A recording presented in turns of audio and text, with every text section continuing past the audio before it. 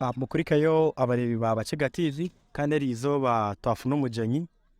ni CEO kandi reka banza tuyanjura then tugumiza muno program Bakiga TV kandi host wawe ni Ota.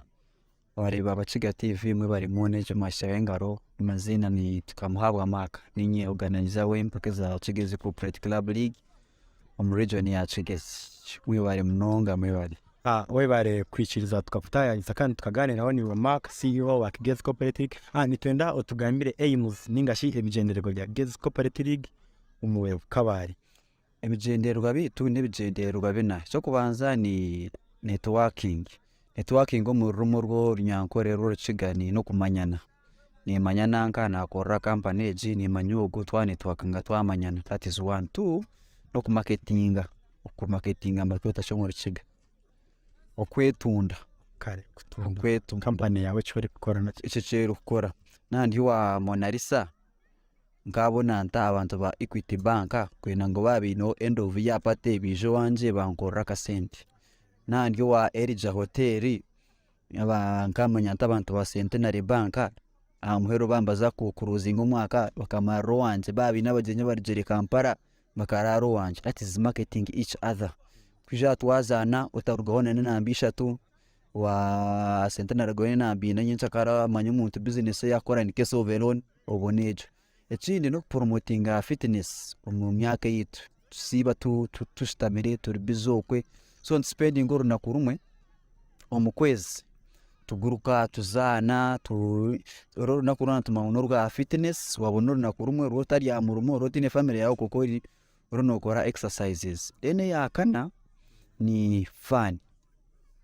into bia itu kujinywa wana ndaba shisha bari kuyabia washaje we kwiruka cyangwa hanze ushagwa sayo kurreyo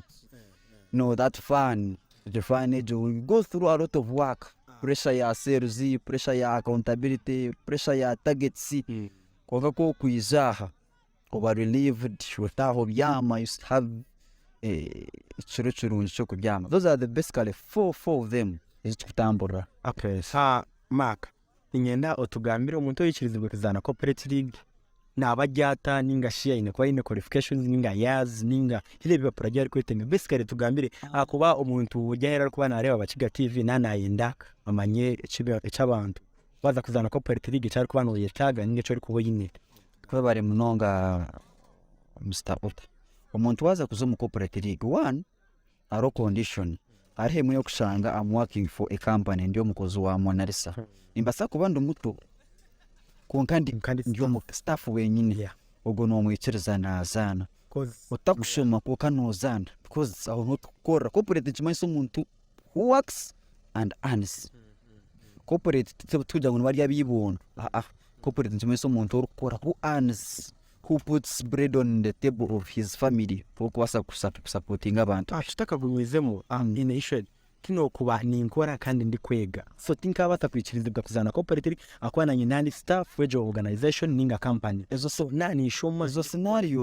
scenarios ninche but you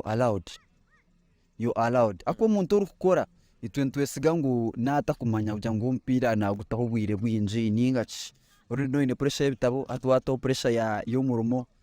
We allow you to come and network and do the physicals and have fun and all that. Sene chindi mwene myaka imuri kugendera kujangu kanyo otanaza kuzanira company nka Bakiga TV ingache emyaka nabiri na mukaka. You must be 26, that is the standard age. Akuba ni manya umuntu yashomera kaza kumara university automatically no why kuze myaka 5 na exactly. So every na mukaga niyo tukutandikira hejo ukana akomeje kurozi yo kugira ngo nyowe ngashomana kase ni yafochi nene kumuna mshanzu Monalisa yampomoro I'm working, that one is understood. Unkezo scenarios ninje nsichara kubaho mu bares tukushemerwamo mu hotels abantu baryo mu sales za Star Times, DSTV abantu bakuzomfirda ko umuntu myaka 20 tukama mu Monalisa amazofu ko sogwa radio muzeyi exactly. So ni batama abana bato baza yako president ya working atawe na bonto bakora ki ntubikiriza kuzamu baka they have fun. Okay, we bare omwami Mark turi live Bakiga TV kano baza kuza Facebook o liking o subscribing YouTube so kano yijuke turi naba Derek ingashi Derek corrections ni bari kwana bateka maka sente kugira ngo fune izi programs na izi programs ya Omunyento w'umukozi. Maka twine zindi issues ntwendo tugambire ni companies cyo zibasize subscribing ningashi zibasize kujoininga ogumwaka ako umuntu yagehera ari kutureba arana indagire amanye anabasa kugira ngo bari kuteri icuri bari kutubiyo. So gambira abantu ati erizuba nubwo twatandika umwaka gw'infishery season opener season ni akashateje no mwaka gwakashatu when we are running as a turi hatu ya sofa 30 companies zaziya heri. So can't read them but I can Monarisa Edija Hotel Equity Bank Kamara Foundation ijone yahona de DSTV Star Times cause nari batimu zaziri nyinji munonga. At least in our region people have come to embrace the project. Muntu namangu if I'm there I'm representing my company. Ingenda nyine kindi kibuzo why sa emyaka ingayo uri kurunning activity ya Cooprate n'umwaka gwakashatu gwatandikerizo kunkanura abantu tanapebonere na so ejo myaka eshatu eyo biri nokorera muri buzibuki obwo binemu. Being a new project, the project ni nso mu region age, so it's hard kushobora umuntu bajanga amishogo mu kigano kwerenge winandangwa abanza ije ayishyireho ayerebere, but you can't find him in office ukamujoro to networking joint marketing na waso utachenga just because the project is new, but it's good. We are picking up. We started when we are 16, last year we are 24, now we are started when we are 30. So there was that is one of the problems that people embracing are embracing. When it's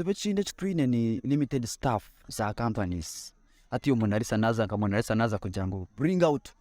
7 player staff nakora chi nibako region it ya Kigezi and it is an outskirt the branch but the branches one of those branch